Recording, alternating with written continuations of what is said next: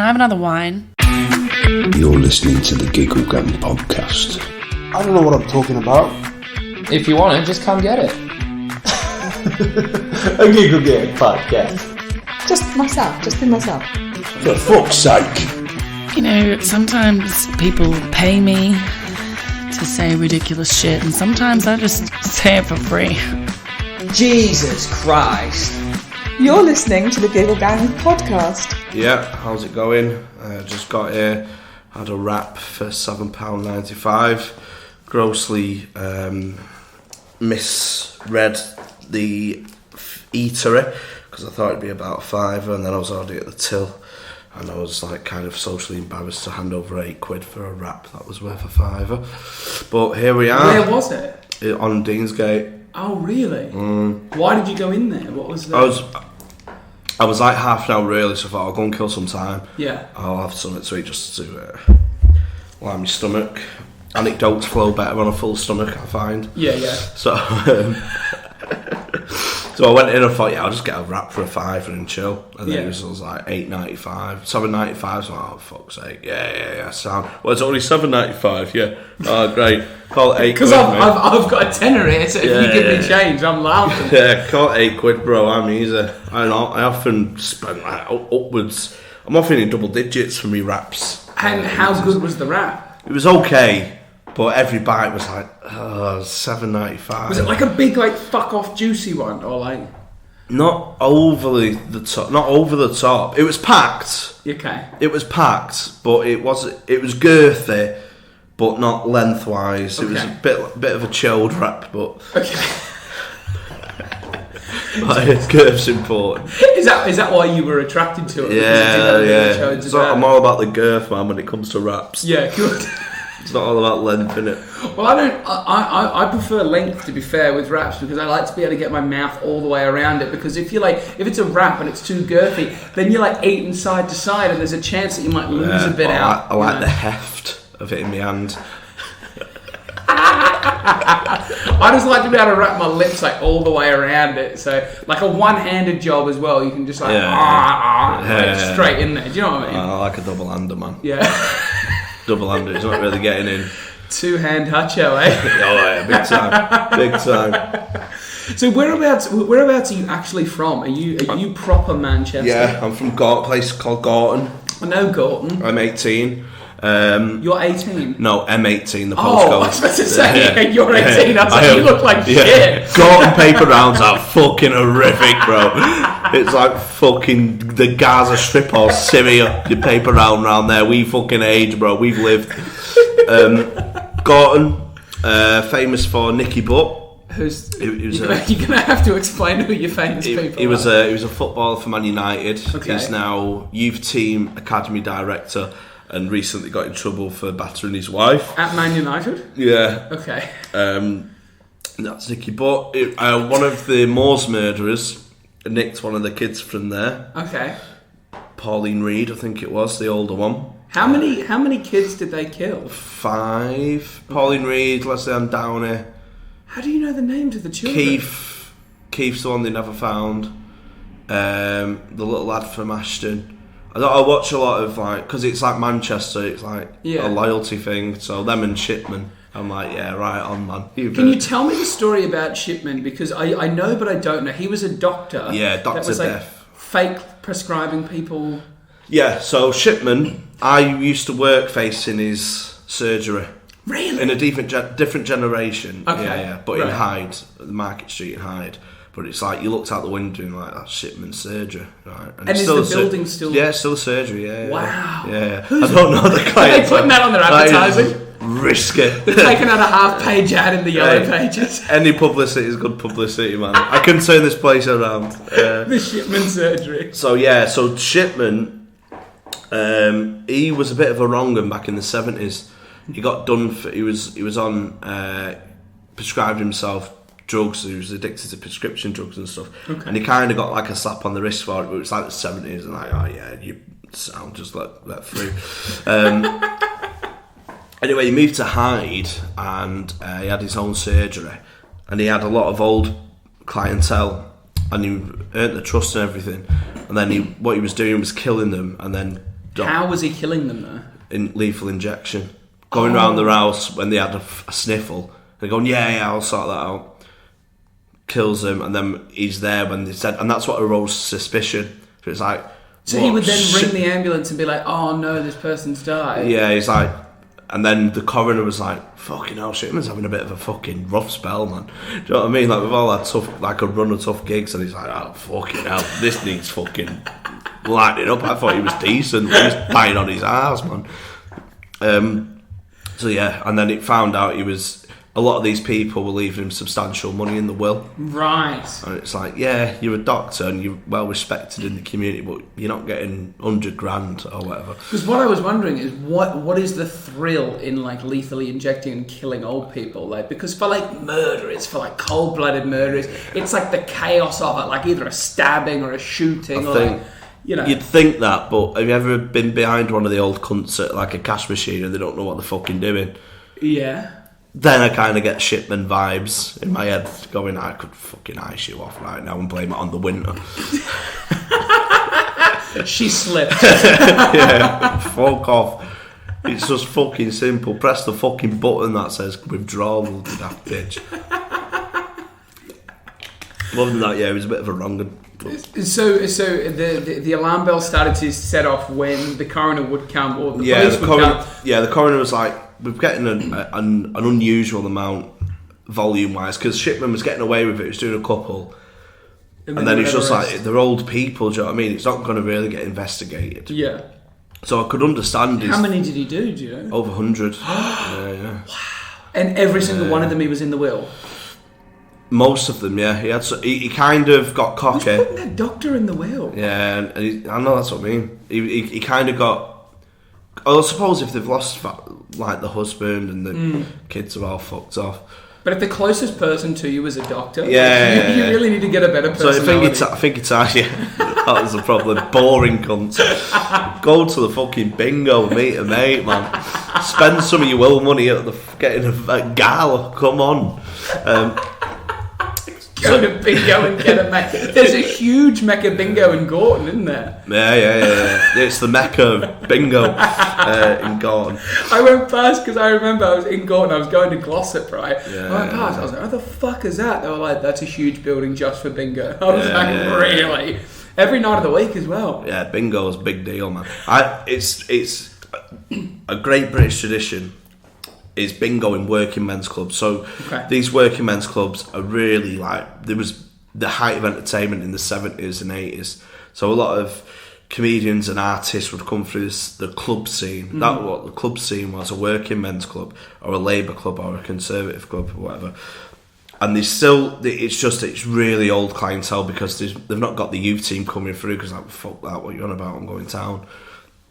But they're often the hub of the community, and it's all regular clientele and everything. Now I played one in Salford like 12 months ago. My gran goes to bingo. They still have bingo on my gran goes to one bingo on a Tuesday afternoon, and they play for meat. It's like a meat raffle, but you play for bingo for it, and then you go and choose your prize if you get a full house. What? So my gran's like, oh yeah, I won a leg of lamb at bingo. just buy the lamb. Do you know what I mean? Just buy the lamb. Yeah. Is she trying to give the meat away? Is it not even about the prize? Is it more about the social aspect? Yeah, the thrill of it. It gets her out on a Tuesday afternoon. Yeah.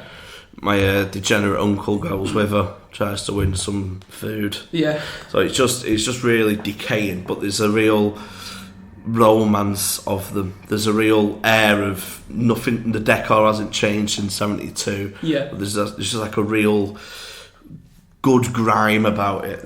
It's grimy and it's horrible and it's 70s and it's racist, but it's still our racist grime that we still kind of respect. Like, let them get away with it, sit them in the corner. Yeah, I know what you mean. Sit them in the corner and turn the radio up a little bit more.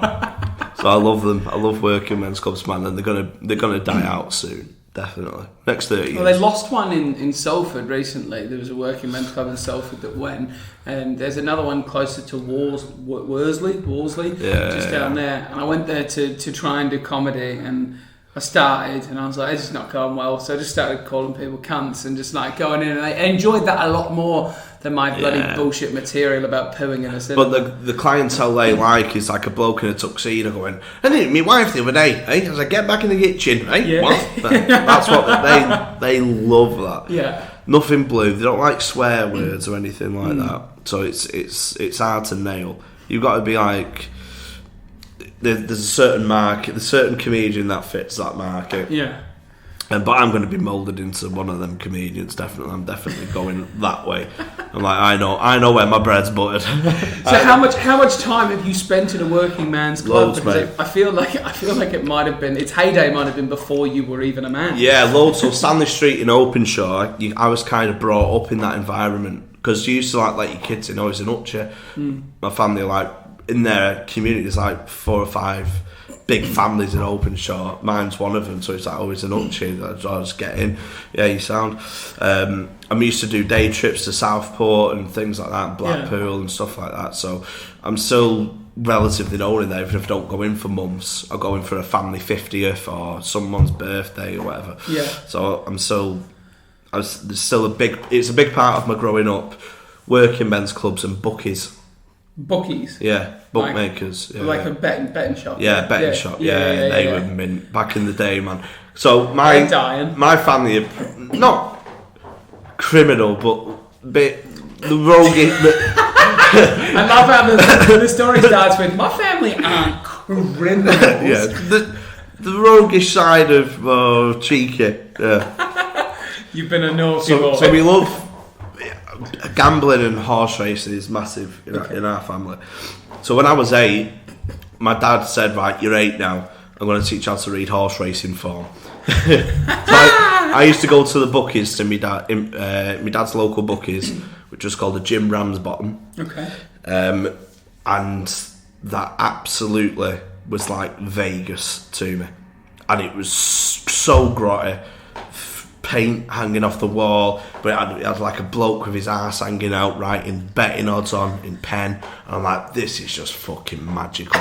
There's like 5 tellies of all different horse racing going on. I was just absolutely fell in love with horse racing, gambling, and then I started betting at 8. I had like a £2 a week allowance off my dad, so my spends, my pocket money would go on like gambling. From started at about 8 and then built my way up. But I used to play my own games. Okay. I used to make my own sports up, my own board games up, and I used to do playing cards, horse racing. So I had a whole ranking system of cards. So like a 2, for example, would be a really shitty horse. Okay. That would race on like a Tuesday afternoon. Yeah. Really shit race with no prize money. And then your queens, kings and aces, they're like your thoroughbreds, you fucking hell, Saturday. Maccabi Diva. Yeah, Black Caviar. Yeah, Black Caviar kind of. They're your elite horses. So that's how the ranking system works. Yeah. And what I would do, I'd go to my grand's house and I would play a horse racing season throughout the year. Okay. In a day, I'd do 1 season. But spend hours on it. Right, It's just for you. just for me, writing betting odds and get my granddad to like have some mythical money. I would be the bookmaker as well. And what I'd do is I'd shuffle the cards across the room, and the first one to touch the opposite wall was the winner. Okay. So how many? Did you have 2 cards or how many? No, there's like 8. There's different raised lengths. So I'd have things like the Spades and Clubs Derby. Yeah. So it'd be like from rankings 4 to 8. That's like a little group of horses. So the 4 Spades, 4 Clubs, 5 Spades, 5 Clubs. Yeah. So there's like 8 in that ranking system, 4 to 8. The end of the season, end of the day, at 3 o'clock before I had to go home, To reality. was the face card derby. Okay. So this was all. I'd have like a ceremony, a drawing ceremony. So I'd get all the face cards, Jack, Queens, Kings, and Aces. Sorry.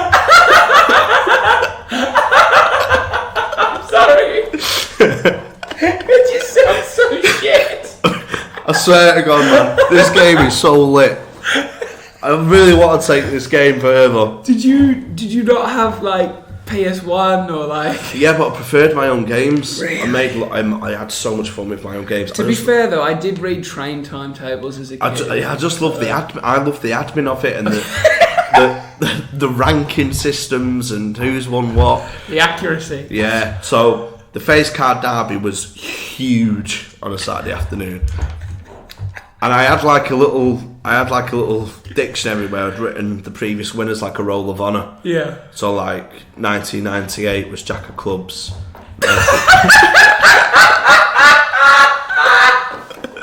99 Queen of Diamonds. So what I'd do, the face card derby. Yeah. I'd shuffle the 16 cards, and then I'd draw them out. Okay. So in stall number 1, Queen of Hearts. Yeah. Stall number 2, and in my head the preference was for the right hand side. Okay. Because I'm right-handed. Yeah. So there'd be more vigour because 5 out of the last 7 winners have come from the right hand side, and I'd commentate on it and go, and King of Spades is one of the favourites, but he's drawn in lane 3. He'll have to do well to win from there, John. Yeah. But he's got all the ability in the world, Clive. I know what you mean. Hang on, were you doing different voices? Yeah, like there was 4 commentators. One was a commentator, and his co-commentator was an ex-jockey. Okay. So both played by me. Okay. And I go, yeah, I know what you mean, Clive, but this card has got so much potential and so much speed early doors, like it could just run away with it, despite being in a left-hand draw. Yeah. And I'd get my granddad to bet on it, and I'd have to change the odds based on the draw. So I went, granddad, King of Spades was 2-1, but it's gone right out to 5-1 now. Are you sure you still want it? So would your granddad entertain this? Yeah, he'd love it. Oh, really? Yeah, okay. It shuts me he up, was doesn't like, it? He was like, that's my fucking boy. Yeah, that's what he's like. My granddad was fucking... I'm going to win like, fucking 4 quid off this fucking cunt. He thinks the King of Spades ain't got no chance. Just draw 3 the little fucking 5-1 for the King of Spades. Derek, get round here. Get round here. We've put King of Spades to 5-1 this week, cunt. He's fucking 8. He's won it last 3 years. Daft cunt. He doesn't know shit. I'm curious about the motion of the moving. Yeah. Though. So you would have. I tried to do it as evenly as possible because there's 16 cards, and obviously, like only a few Gortonians, I've not got 16 fingers. Yeah. So I tried to do it as evenly as possible. Would you push and hope that they glided? Yeah, I kind of pushed. And I'm commentating, no, great start from Jack of Clubs, and I'm trying to do it as evenly as possible. So you look like Steve Aoki at Tomorrowland, just like, oosh, oosh. That's not like it. I'm trying to do it as fair as possible. Yeah. But I did loads of sports, so I had the Chambers Cup. The Chambers Cup was huge. What sport was this? This is like football / Okay. the FA Cup. Okay. But called the Chambers Cup. Okay. Again, all you need for this is a Chambers dictionary, pack of playing cards, Okay. and a dice. Okay. And it's the FA Cup, so you draw it out and you go 4 of Hearts. And I always say 4 of Hearts first because 4 of Hearts won the Chambers Cup loads. Okay. And it's a 1 in 52 chance. It was just one of these bizarre moments of life where 4 of Hearts was so good at this. 4 of Hearts, I gave them all personalities as well, like Jack of Clubs is a bit rogue and stuff.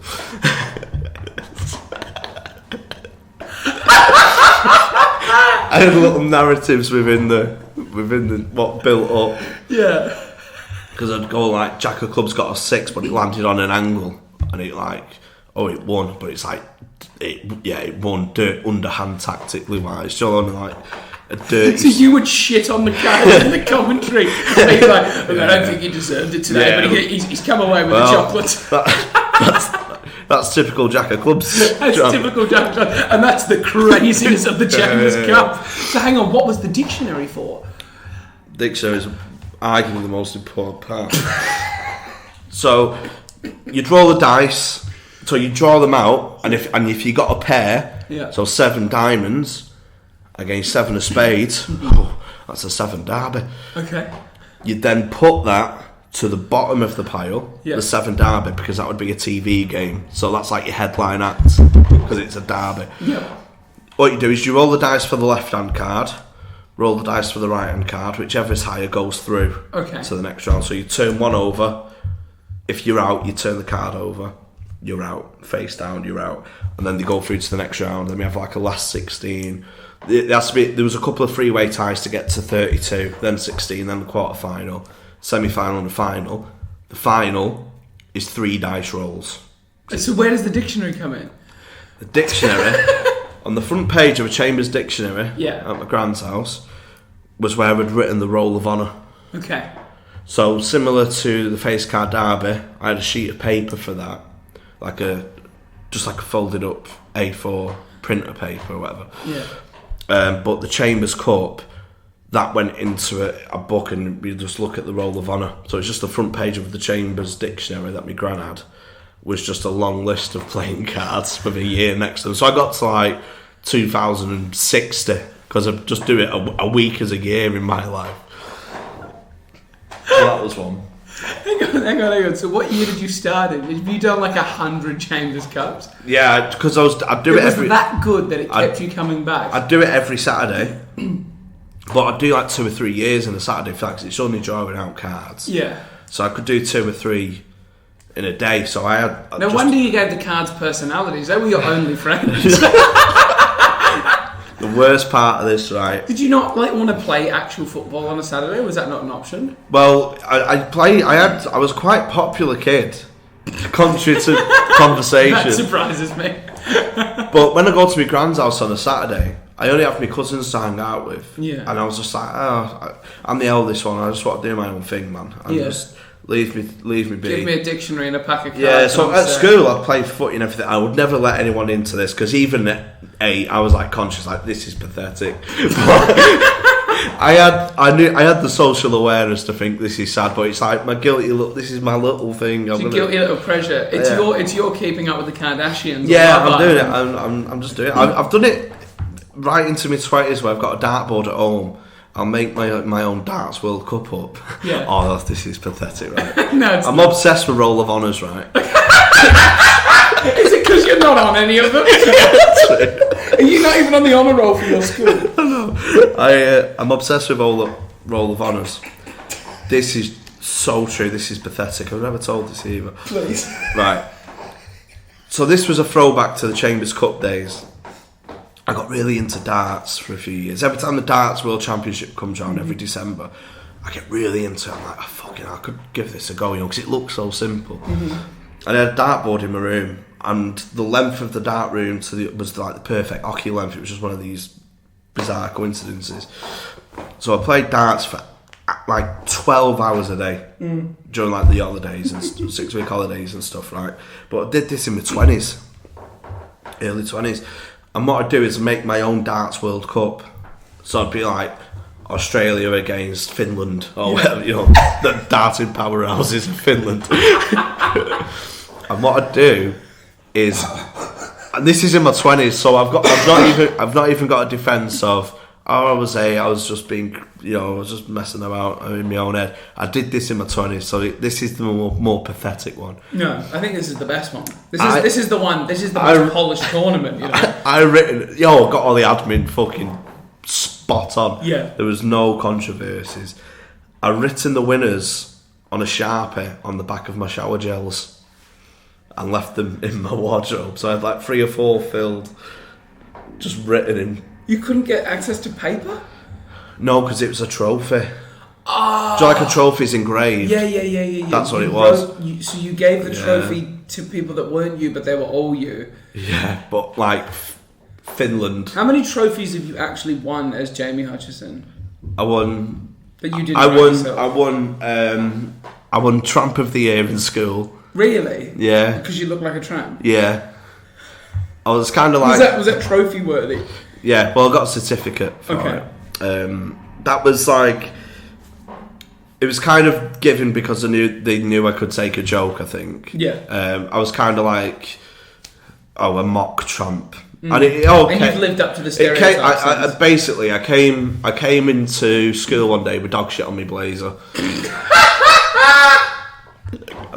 On the back of my blazer, I didn't realise.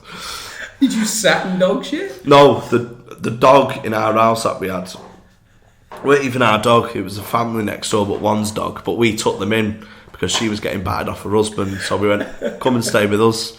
She ended up staying for 5 years as well. Hang on.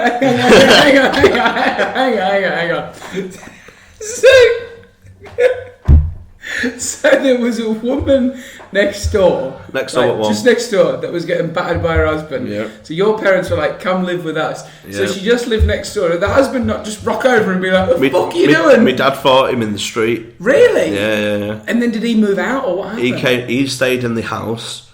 She stayed for a couple of weeks, which turned into 5 years. Yeah. So my entire school, You just life, had like a third lady in your from house. year 7 to year 11. Did your dad shag her? No. Really? My dad got kicked out.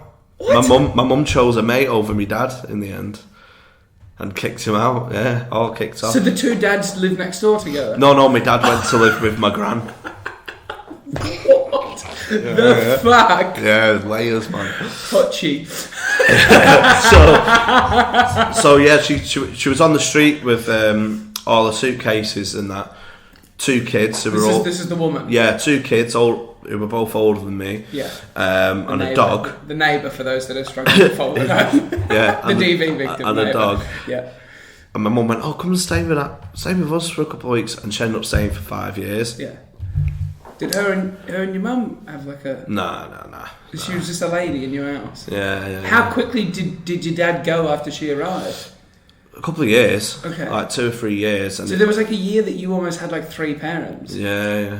But she had her own kids in your house. How big was your house? Not very big. So it was all like sharing rooms and stuff. I had my own brother. So Were the kids sound like the share? Yeah, they were all right. Yeah. And do you see them now? Like, oh, yeah, Nah, because it all kicked off. Because when I was 16, Yeah. when I left school, I was like, I'm going to go and live with my dad to my mum because I'm like, I can't, Can't live in this tiny I can't. house. Everyone's just about. Do you know what I mean? Yeah. So she went, all right, I'll kick them out, and then There wasn't enough room for you to have the chambers cut. Yeah, that's what I mean. There wasn't enough quiet time. It all kicked off with her, my mum and everything. So they fell out because my mum kicked her out. But she lived there 5 years. Rent Did she free. pay rent? No. So she was a bit of a freeloader. Yeah. No wonder her husband was battering her. Yeah.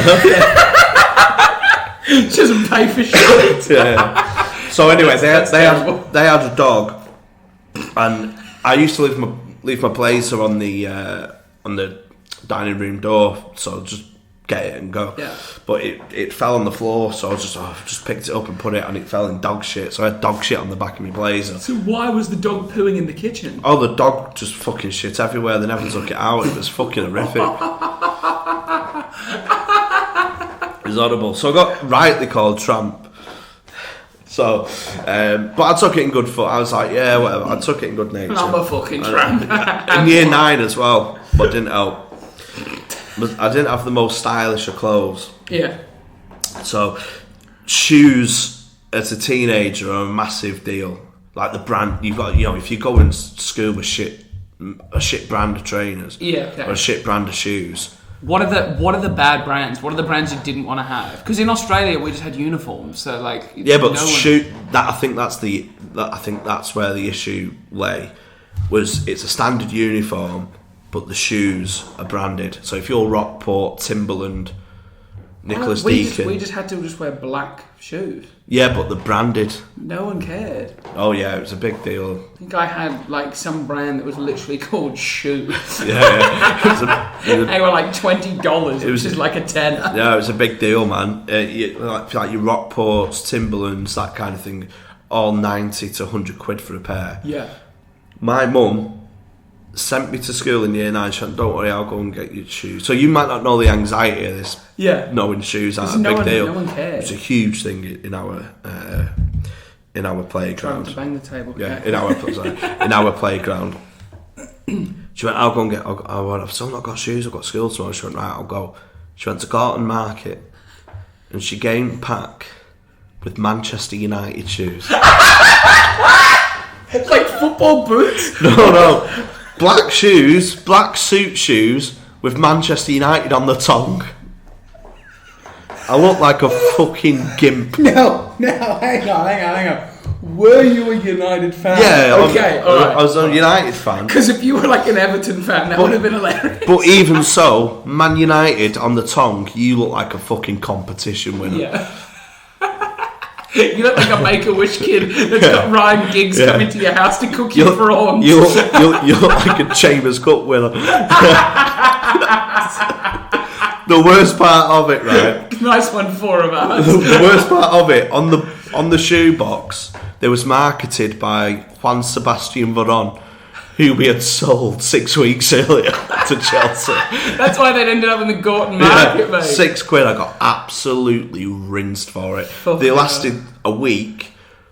So I came back to school on the Tuesday because it was like a teacher training day. You just rocked up and by the end, I just went, you've got to get me some shoes. I can't go to school in Man United shoes. My reputation's already low. You can't do this to Look at me, please. Yeah. So anyway, I got like kind of ribbed for being a tramp, but I always gave back as much as I gave back well as well. So I kind of earned the respect because we used to have a dinner table and there was rankings of dinner tables.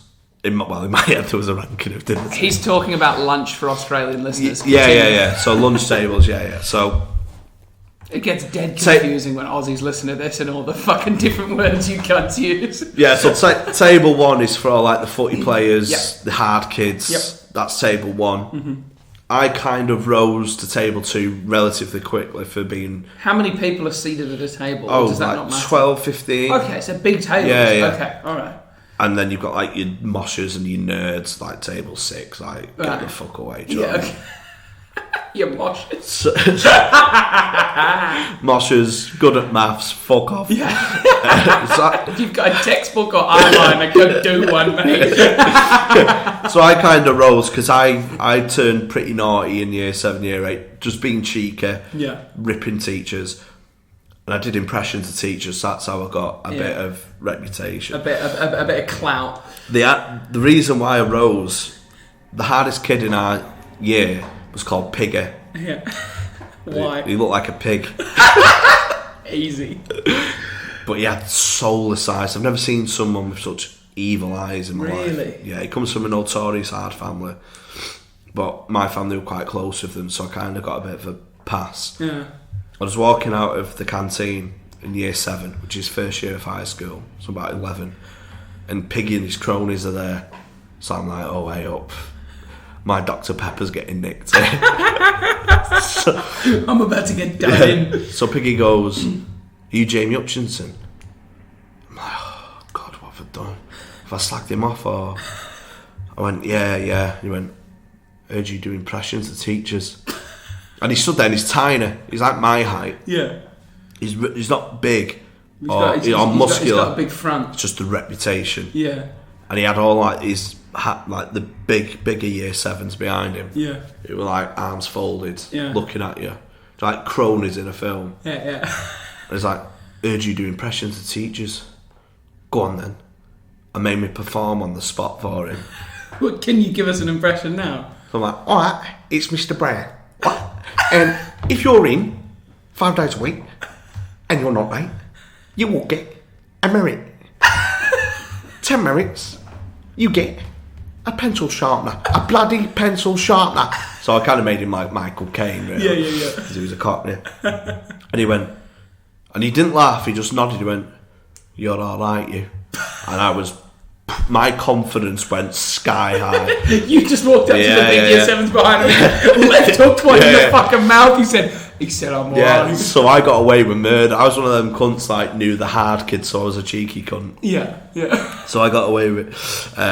So I rose to like table 2 because I was getting good reputation in class. Like even with the Man United shoes.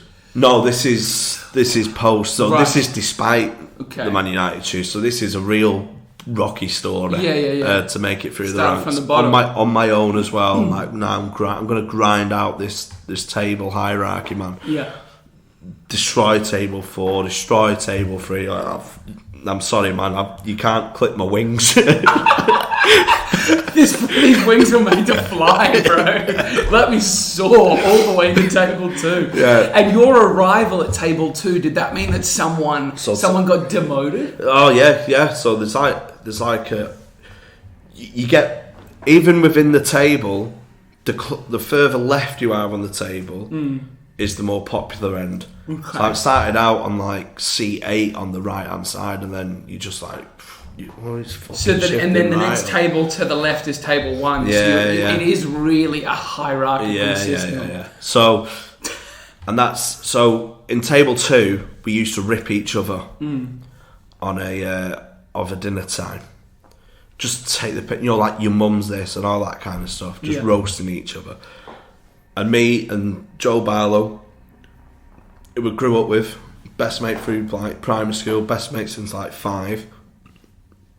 We were the best roasters, and it was like, oh, Jamie and Joe have got us. And then me and Joe had this titanic battle, and then I came out on top, got myself onto table 1. So I kind of had that respect. I'm known to like rip each other, so people rip me, and I was like, I don't give a fuck. So anyway, at the end of year 11, a couple of weeks before we left, our head of year said we're going to have some end of year awards. So pick different categories and go around. If you get enough nominations, we'll give them an award. So, and he went, and don't think about doing anything mean, because we're not going to be doing anything that's bullying or anything like that. Okay. It's just a nice way. Play nice and we'll have fun. Yeah. Yeah, so it had like sportsman of the year, nicest girl of the year, just really shit like that. Nicest girl of the year? Yeah, shit like that, yeah. Who won that, mate? I don't know. Fucking slag. So, at the end, the Leavers Assembly, I heard rumours about this, but I'm like, there's no... I heard rumours that this award's coming out for me, but I'm like, I'm downplaying it in my head, because there's no way they'd let this pass. Yeah. Because they knew a kind of a joker anyway. He went, and the winner of the 2007, I know he's in because I can smell him already, Tramp of the Year, Jamie Hutchinson. I had to get up from the back, and I'm getting digs off my mates on the way. Like you fucking tramp. So I'm getting dead arms, walked from the back of the canteen to the top, and then all the kids started chanting tramp, tramp, tramp, tramp at me, and I'm just there in glory, putting my hands up like Rocky at the end, going up the Philadelphia steps. So yeah, I won that award. Do you think those people would have been as supportive if they knew about the card horse racing and, I think, well, I did let someone in to that world. Because the admin became too much? No, I got my fingers burned. Oh, really? I do want to know as well, while the game was happening, were you making it up as you went, or had you thought about it and then you were like, I'm ready to play now? What came first? Yeah, so I kind of freewheeled it, and then something would happen, right, we need a rule to avoid this happening again. So it would make it up as you Yeah, go. so for example, in the face card derby, if a card flipped over, the first time it happened, it was unprecedented, we're in year 3. So I'd write, if it flips over and he ends up face down, that's like if a horse falls during a race. That was my ruling on it. So I had capacity to change because I was ultimately director of these. So I had this other game called Wolfpack. Okay. And the sport got called Wolfpack after one of the teams which I grew such an affinity for, almost as close as my affinity to Man United, which is like a proper sports team, obviously. Debatable. At the moment, yeah. So this game was like a fantasy 5-a-side. So I'd draw up fantasy 5-a-side teams and give them names. Okay. So it's like Wolfpack, Gorton Rangers, names I've just made up. Yeah. Generic names you'd think And who of. were the players? Like real players? Yeah, real players. Okay. And I'd make up my own 5-a-side team. So I'd have a goalie, 2 defenders, midfielder and a striker or whatever, maybe. Yeah. And I'd just pick people from real life. So mix and match teams of my favourite players or whatever. And again, it was just a dice rolling thing. So it's like a 4 versus a 3, Wolfpack are through to the next round. The saddest part, right, I had all these names. It was all generic names like you'd expect. Gorton Rangers, RBAFC, which is like a part of Gorton. Just basically places around my area with Rangers or Rovers or City at the end, right? But I had one called Wolfpack. Okay. And the other one, the saddest one, the 8th team, was called TDQ. which stood for the Dynamic Quintet.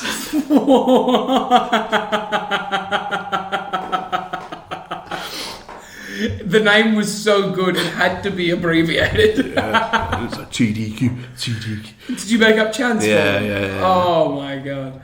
So hang on, how was the game played? Was there no cards involved with it? No, it's just dice rolling. But I can't remember how we did this, but I had like top scorers and charts and things like that. But again, narrative-wise, this is where it got sad. TDQ happened to always win by 1. And I kind of had, similar to Jack of Clubs, Yeah. I had this narrative that these were really underhand, win by any means necessary. You know, Scumbags. Scumbags. Yeah.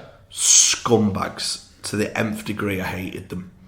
And I really love Wolfpack because they played great free-flowing football, but they never got over the line. There was unlucky losers. There was just constantly beat and constantly striving. Constant underdogs, just getting beat, just getting shat on by a TDQ. Yeah. Who in my head had like the biggest budget, Yeah. elitist. So would you say TDQ's more like Man City, and maybe the Wolfpack's maybe like a Blackburn Rovers or a Leeds United? Maybe. Yeah, someone's like, Leeds are traditionally a dirty team in England. Oh right, okay. Yeah, they're cunts. You can tell I don't watch football. Wolfpack was probably like a Leicester City when they yeah. won. Yeah, really, everyone's second favourite team if they didn't support them. TDQ were like Leeds of the 70s, like disgusting. Everyone hates them. Does everyone feel like that more about City or Liverpool, do you think? I think that they hate traditional football fans will hate City because they're new money and they've kind of bought success. Most people hate Liverpool because their fans are unbearable cunts. Yeah. Really undeserved sense of arrogance. No one loves Liverpool fans more than Liverpool Yeah, fans. similar to United fans, though. United fans were hated when they were successful. It's just par for the course, isn't it? Right. But anyway, TDQ, cunts, Wolfpack, I really grew an affinity to. One day, my cousin came round to my house where I was playing this in the dining room. Same age as me. He come round and went, "What are you doing?" I've got all these sheets of paper with charts. I'm like, "Oh, what are you doing here? Do you want me? Oh, do you want to play? You've been caught me out. Yeah, do you want to play PlayStation?" And it was like, it honestly felt like I've been caught wanking. That's how That's how private it was. And what are you doing? I went, I've made this game up and blah blah blah. He went, "Oh, fucking hell, that sounds mint. I'll get involved." I'm like, "Oh my god, honestly, you want to play?" And he went, "Play." Explain the rules to him. Wolfpack got beat again. He was like, "Oh, Wolfpack." I went, "I know Wolfpack, man. They got so close." And I was so elated.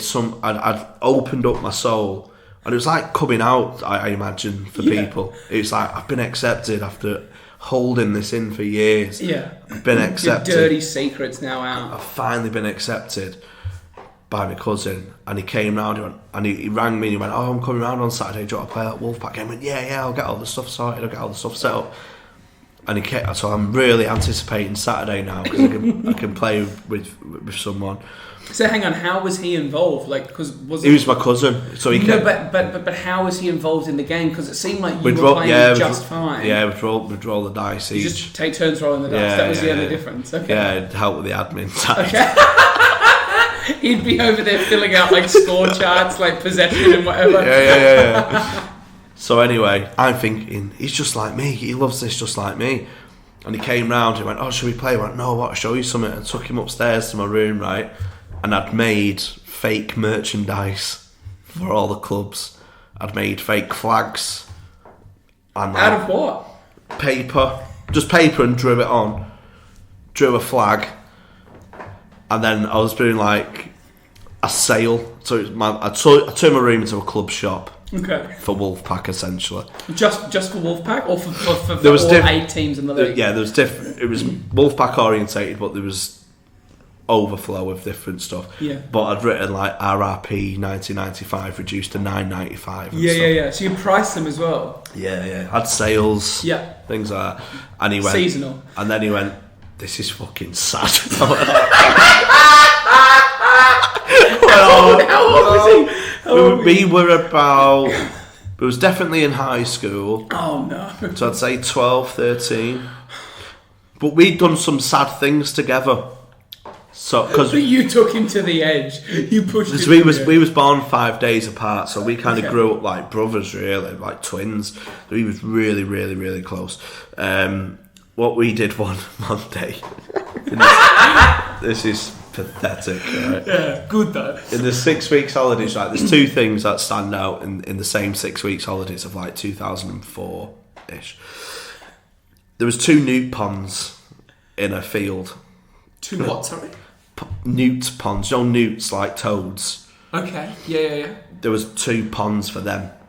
People that put them in there, or like they just... Yeah, it's like a community thing. Okay. Like I've never heard of this in my life, but okay. There's like a couple of ponds with different wildlife. we have beaches. I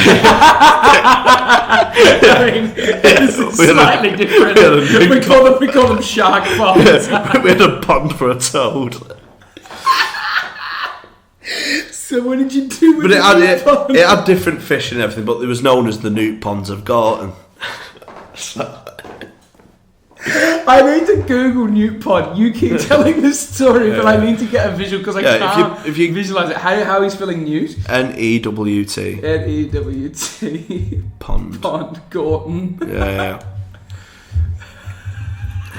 So it's not there. Keep telling the story. It's a car park now, unfortunately. So we went fishing, but we couldn't afford fishing rods, so we just fished with empty bottles of Lucasade with litter, basically. So we just scoop up pond life and pour it into a Tupperware box and see what was there. And we caught... These look well shit, mate. It looks like a fucking swamp. Like that. Is that what it would be? Yeah, but it's really tiny though. It's like if you Google newt pond Greenfold. Let me see if I can find them. You've tuned into the Newt Pond podcast. Yeah, this is some more shit. Let's just have a look at Newt Pond.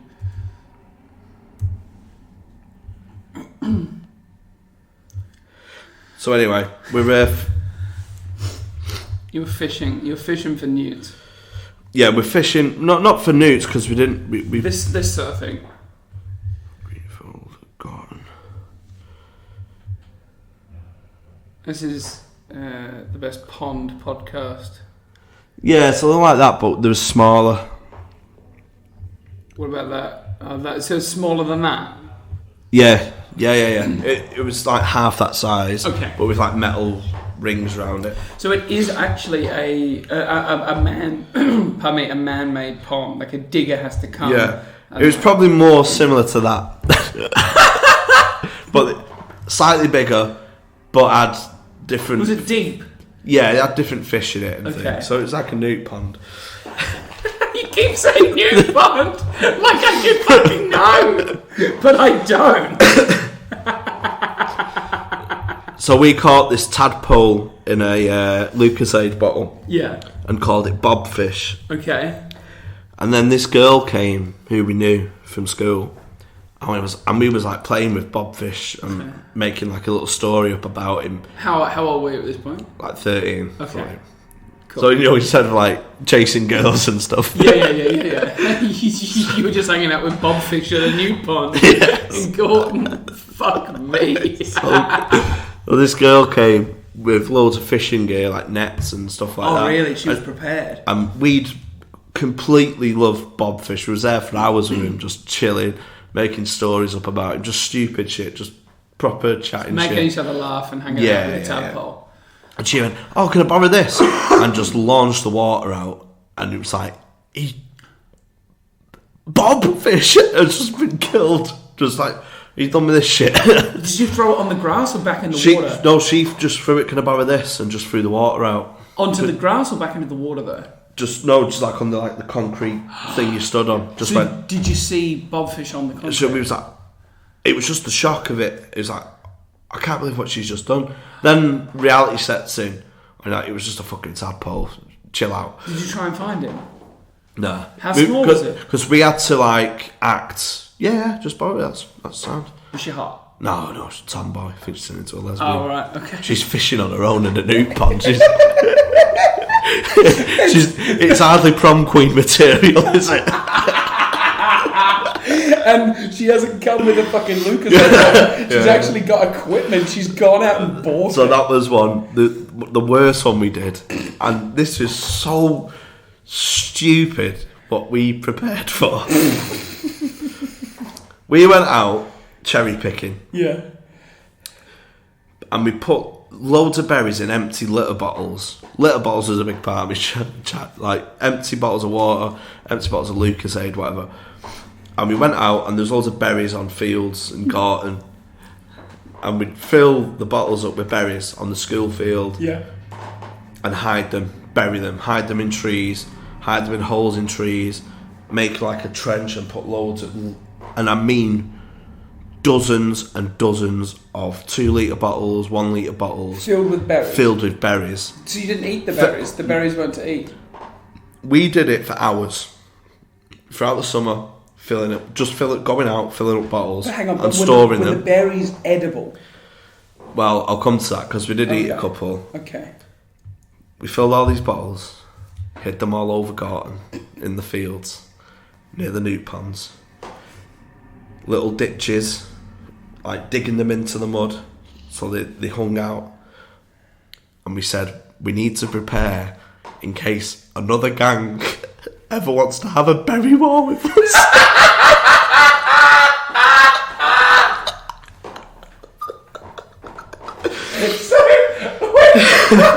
So within one sentence, not only are you in a gang, you've created an altercation known as a berry war, in which you throw berries. Throw berries at each other. We've got a stockpile, man. So if ever, like, say for example, what I would imagine would be the perfect situation is you and your cousin are walking home from school, and there's like someone on a bus or someone comes past and just goes, "Oh, you fucking wanker!" and like picks some berries, and you guys are like, "You've thrown berries." Wrong dude, you go to man. his house, and for maybe 4 weeks, you just pepper his house with The berries. wrong dude, bro. This is another story. This is how close I was to my cousin. This is the indications how loyal I am to friends, family. This is the most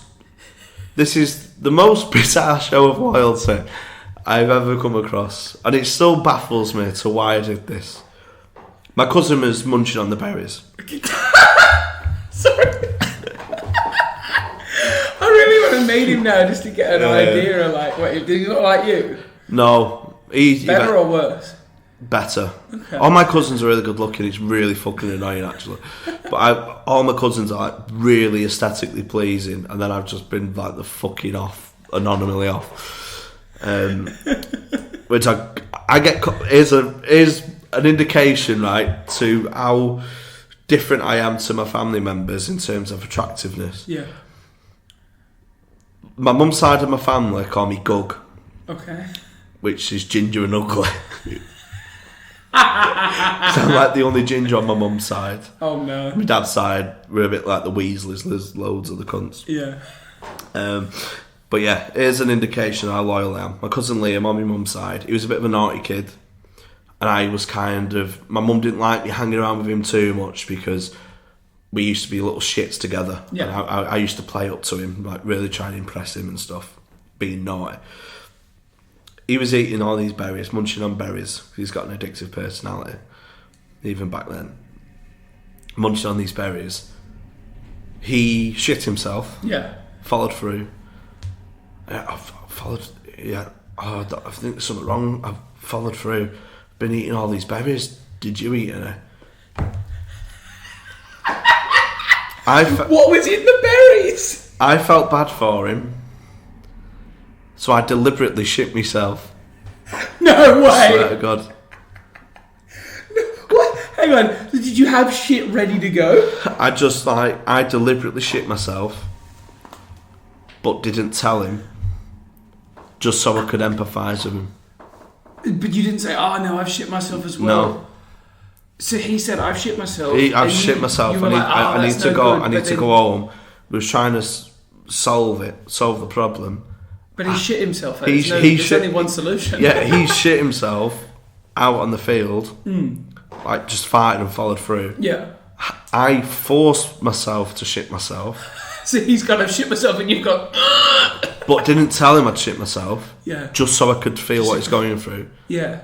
And then I went why home. didn't you say I don't know. Because once I'd done it, I was like, regretted it instantly. I regret. I was like, I don't know why I've just done that, but I kind of felt the need to. I can't remember if I've told this on this podcast, but I said it the other day. No, I was talking about my perfect day, right? One of the happiest days of my life. It was just something that was really funny, right? I was at the beach and I was in the water and I really needed to go for a poo. So I took my board shorts off and like the water was like up to my shoulders, right? I took my board shorts off, so I'm nude in the water, no one can see, right? I then like pooed out and it was like a solid poo as well. The poo then floated to the surface. So with my God. With my hand, I just guided it back in to the point where maybe the water was to my waist and I could sort of stand. Then I had the poo like here in my hand. I scooped it up in my hand. I just threw it at my brother. But it missed. So it just landed and he was like, you just throw a rock at me. I was like, yeah. But in my head, I was like, if I hit him in the face with my poo, I think Did you just throw a newt at me? We in the newt pod. He said was going to the shark pool, man. So I shit myself. Went back to my house. He went back to his house, and then I'm like, what do I do? So I took my underpants off, and I threw them on top of my mum's wardrobe. Hid them, and then I thought, outside, out of mind. Just deny it, because my mum would have battered me if she knew I'd shit myself. Yeah, because she would have been like, what the fuck? And you couldn't have been like, oh, what was your cousin's name? Luke. Luke shit himself. I'm loyal, I'm a hutchie. Then, though... Her room started to smell of shit. Yeah, so my dad was looking all over, thinking it was a dead rat. And then he was like... And then I had to... It's like when you piss off like builders that are building your house and they like hide like prawns in the wall and they go rotten. It was like that, and then I had to... They're talking about getting rent-a-killing and things. It's like, this has gone too far. I have to come clean, so I had to like... I think I know what that smell is. Is rent-a-kill like exterminators? Yeah. Okay, right. I'm like, I think I know what that smell is. Basically, a week ago, I shit myself. I didn't know what to do. I panicked. So I hid my underpants on mum's wardrobe. Yeah. So it's underneath the red box in my mum's wardrobe. So not only and you spilt shit everywhere as well, or was it quite contained? It was just like rolled up boxes through to the back of the wardrobe, put like storage boxes beneath it, just so they... And the smell's just manifested. Yeah. And they think it's like, it must be a dead mouse or something like that. It must be something. And I just had to come clean. And the way I told them, they looked at me like I was the biggest freak. I just didn't know what to do, man. But that was a show of loyalty. Not even telling him. And I fucking shit myself. Have you told him since? Have you told him afterwards? Yeah. And did he? That's nice. He was like, that's just. He was like, that's weird, but I appreciate you going through it. Because in my mind, we're preparing for a berry war, man. I'm going in the trenches with this guy. If I can't shit myself alongside him, then what can I do? Who can I shit myself for? And I'll tell you what, Mum, Dad, Daniel, my brother, I'd shit myself for any of you three as well. Absolutely. Because I'm a fucking Hutchinson. Now, if you don't mind, I've got the face card derby to do. What a perfect way to end the podcast. We've done over an hour. But thank you so much, mate. Have you got anyone? I mean, that you'd like to thank? Anything that you came here to promote, or? Well, the face card derby is now coming out on as my Edinburgh show. Come down, place a bet. You can buy. Do you reckon you could take it into a board game shop and just have a pack of cards, a dice? I've seen there's a sports bar in Manchester and they've got really old board games that has picked like framed pictures, and there's one that's very similar to the one I made from the 50s, the horse racing with cards and dice and stuff. So interesting. It was. I think there could be a market for it. Who knows? So if there's any like PS4 game developers who want to have a chat with me, I met Jamie Hutchinson Comedy on Facebook, so drop us a line. Mate, if it takes off from that speech just there, I will be shocked. Jamie, thank you so much, mate. Thanks for Really having me. enjoyed it. Cheers.